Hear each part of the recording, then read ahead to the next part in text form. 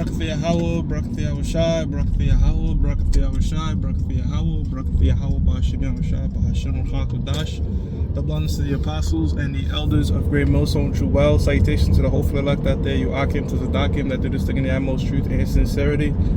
On the pre-Shema, this week's topic, I'm going to be responding to that Donald Trump and Elon Musk interview. Elon Musk hosts Donald Trump on his social media platform X, formerly known as Twitter, and they use streaming service called SpaceX or X Space, and it was just an open discussion, and a lot was said. You know, this guy Donald Trump is bringing out a lot in terms of you know, what they call the deep state. You know, these politicians that do things that are above the law. You know, they get bribes from which they all get swayed by the donor class. You know, prime example is AIPAC, which is a pro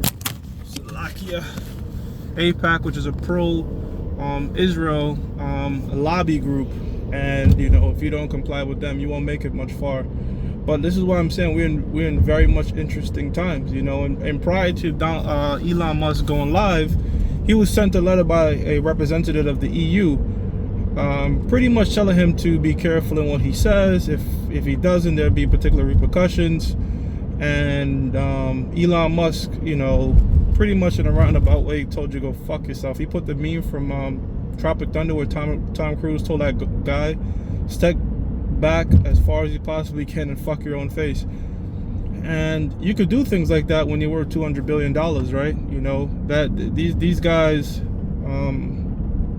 you know, the scriptures tell you money is a defense, which I got that scripture. But man, that's a really good interview, and I encourage brothers, you know, if you have the time, you should check it out. This is the book of Luke, chapter 12, verse 2. It says, for there is nothing covered that shall not be revealed, neither hid that shall not be known, right? And a lot of these things are coming to light with the advent of the internet, with the creation of the internet. It's very hard to control the internet, and guys like Donald Trump and Elon Musk, who have money and that could create their own platform, they're saying things freely on the internet as they please, you know, wherein you know, they want to control the internet. They want big tech like, you know, the YouTube earners and the Googles, all right, to shadow ban and pretty much dictate what you can say on the internet. But these guys, they have a lot of power. They have, you know, a lot of money to, you know, say what they want to say. And he let loose. You know, why would the EU be concerned with what Donald Trump wants to say? Well, I'll tell you, Donald Trump is not a fan of NATO, and Donald Trump is not a fan of the EU, because Donald Trump is a nationalist. He's like an America first guy. When he says these things, he actually does mean it. Why do I say that? Because his actions back up what he says, you know, and he's been that way since the 80s. You could watch videos of him in the 80s when they asked him questions on like, what would you do if you were the president? He more or less has the same political views, all right? And you know, the scripture says in the book of Daniel 12 verse 4, but thou, O Daniel, shut up the words and seal the book, even to the time of the end. Many shall run to and fro, and knowledge shall be increased. And what the Most High has used to increase knowledge? The internet, you know, the controllable internet. Like I said in the last lesson, think about most of the things you know in terms of what the hell is going on in this government, this truth, all right? You did not find about it on the news. You did not find about it on mainstream media. You found it on the internet, you know? And yeah, now, so why doesn't Donald Trump like NATO and the EU? Like I said, he was a nationalist, and he wants to be America first, and the NATO and EU does not put America first. They get burnt on trades, you know. So you have to think, there's a lot of people who have vested interest in both political parties, because it's not staged in like a WWE match wherein there's a good guy and there's a heel, and then, you know, in secret they say what's up. No, that's not accurate. In secret, they truly do hate each other. You know, they do hate each other. It's more accurate to stuff like Game of Thrones, and it's more accurate to things like House of Cards in terms of how these elites do vie for power. Because, you know, the reason I say it's not like a WWE match where, okay, you're gonna win this debate, I'm gonna lose this debate, because they spend hundreds of millions, if not billions, upon these particular campaigns when they all said and done. So what's the point of wasting that money and time if it's just all staged and all fake? Why would you, you know, hire court officials and do legal warfare against Donald Trump to lie to lock him up, and when that didn't work, try to kill him. If it's just all, so it's more a line of like that, you know, pretty much what they was doing back in Rome. You know, you had the guards, the Roman emperor guards, all right, that at some point started assassinating different Roman emperors, and we saw something similar happen with the coup staged by the Secret Service. In fact, there was a coup amongst the Democratic Party, all right, to get Joe Biden out, and he's come out and said it. He said, well, look, you know, if they're going to take me out, and I don't think this is the script, I think, you know, Nancy Pelosi, Barack Obama, and their donors said, look, this guy Biden can't be in there, so let's have this presidential debate early, and let's probe CNN and these different left-wing medias against him, saying he looks horrible, all right? But what they didn't plan on was Joe Biden wanted to stay, and you know what he said? He's like, you know what? If they're going to fuck me, I'm going to fuck them. I'm going to endorse Kamala, because they both know that Kamala Harris, they didn't want that pick. She was a quote-unquote DEI hire, all right? She was just there to, you know, fit a narrative of having a black woman there, so-called black woman there. That bitch don't know shit about politics. So when he endorsed her, that kind of threw the shit out, kind of threw some of them off their pivot. You know, that's how come, again, Obama waited before he endorsed her. Nancy Pelosi, the House of the Senate, has openly said that's Biden's pick. And if you look at the CNN media, they're not 100% with Harris, you know. ABC is, CBS is, but whoever's running CNN, they're not 100%, you know, just telling straight lies, you know. So, you know, it's a lot of fighting going on behind the scenes in terms of who shall, you know, be the forefront president of the United States. And this is interesting times, man. I'm loving this, man. I'm loving all this is going on. One of the big takeaways that Donald Trump mentioned in that interview was he talked about how Israel has an Iron Dome, which an Iron Dome is just a missile defense system that shoots a bunch of missiles if you got missiles incoming. The reason the United States doesn't have something like that is because, you know, missiles aren't coming towards the United States. So Trump said we should have our own Iron Dome, which is very interesting because it made me think about this scripture. This is the book of Joel chapter 2 verse 9, where it says, they shall run to and fro in the city. Now, what's the they talking about? It's not talking about an actual army. This is talking about the missiles that's going to come over here in America in World War III. It says, they shall run to and fro in the city. They shall run upon the walls. They shall climb up upon the houses. They shall enter in at the windows like a thief. And again, that's talking about these missiles, again, going over these walls, this missile defense system, you know. And Trump is a guy that, you know, he more or less does what he says, you know. I'm not saying this guy is like the ultimate hero or whatever, because we know he's pro-Zionist, you know. That's how come there's documentaries called Zionist Ball and Chain that shows you that he's just 100%, they're both controlled by the so-called Jew, you know. Except Trump has a bit more advantage because he could openly say he backs Israel. Kamala, who's on the left, which these guys are, the Free Palestine movement, she can't just openly says it, but they do back them in action. But yeah, you know, that was one of the major things discussed. Not major things, but one of the things discussed. Trump was like, yo, we should have our own missile defense system. And that scripture popped right in my head, like, yo, you know, you want something similar to the Iron Dome.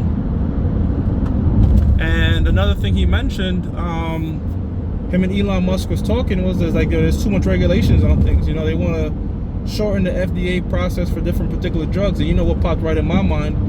Elon Musk is big on the Neuralink. So one of the things that Trump said he did was pretty much gave people a right to say, you know what, if you want to try something on your own, you know, because a lot of times the doctors don't want to do things. Even when drugs are approved in Europe but not approved in the United States, you can't get them, so people will fly to Europe for it. Trump is saying, well, you know what, sometimes they take very long. I want to, you know, he has this particular, I forgot the name of it, where it's like, yo, you could go ahead and take this drug, the doctor won't be won't have a negative blemish if you die, whatever. Pretty much you sign them some papers and you can go ahead and proceed fast with particular trials. And Elon Musk and his Neuralink is what came to my mind. You know, you have some of these people that are obsessed with Tesla, obsessed with AI and Elon, that if this particular bill, if he worked together with Trump, they could say, look, man, we're going to bypass this whole FDA and testing this type of shit. Sign this particular document and we can get these human trials going on your Neuralink chip. So, hey, the Most High got these two billionaires speaking relatively freely, you know, relatively freely. I know Elon Musk is speaking freely, you know.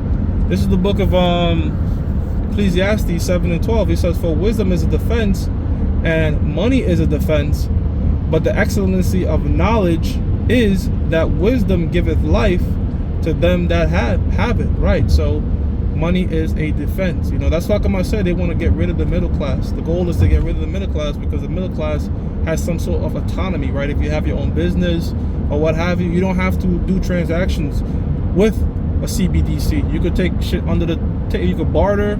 It doesn't have to be dollars. You could barter things, you see? So it's like, look, let's get rid of them.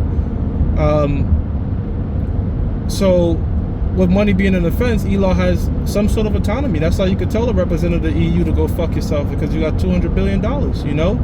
And Trump is a wild card. It's like Apostle Tahar said. We talked about it when he was his last presidency. He goes off scripts a lot of time. You know, he goes off script. In fact, him going off script is why that bullet ain't touch his head. Well, you know, it was the Most High, but you know, he went off the teleprompter and turned his head, and that's why that bullet didn't nick him in the head. But when he's in there, it's a complete wild card. You know what I'm saying? And this is why I say it's not 100% scripted like a WWE match, because he plans to lock up Joe Biden. He wants to get him investigated for a particular crime. So is Nancy Pelosi, and that's what they fear. You know, that's what they fear, because it's like, man, if this dude gets up in there and gets that power, he could lock up a lot of people. You saw what he did with the Epstein when he was in there. So he could put away a lot of people. You know, you do have that power as a president to start doing these federal investigations, and you could pardon people. So yeah, you know, it's Rome all over again, man. It's Rome all over again. They're trying to kill each other. Like I said, you know, right before an assassination attempt is character assassination, which, you know, could be very detrimental. You know, that's the whole. They don't want to lead to full-blown assassination. If they could do character assassination and put you in deep depression to off yourself, they much rather that. But if you are in major opposition, they will try to fucking off you. You know, so if you live in these left-wing states, like, you know, brothers out here in New York, it's completely, it's a shit show. You know, New York, California, Chicago, these radical liberal states where, you know, crime is just rampant. You could do whatever. It's legal immigrants. There's a bunch of shit going on. People don't want their state becoming like this, you know, for good reason. So another possible outcome is, and, you know, brother mentioned it at camp, like, you know, they make Kamala win. When I say make Kamala win, you know, they you know, the whole idea that there's no one voting for Kamala, that's not true. That's not true. There are people that they're just 100% Democrat no matter what, or there's a people that just hate Trump more than they hate Kamala, you know. So you got people that are just hard Democrat. Like, you could put straight facts in their face and they'll just be like, go with the narrative. My parents are like that. You know, my parents are like that. You know, they just hard Democrat. You know, you think they'll learn from Obama? Nope. So, hey, man, if she wins in there, the narrative could be like, look, this is completely rigged, you know, and civil unrest could happen. So, like I said, the future is highly volatile right now, but it's very exciting times because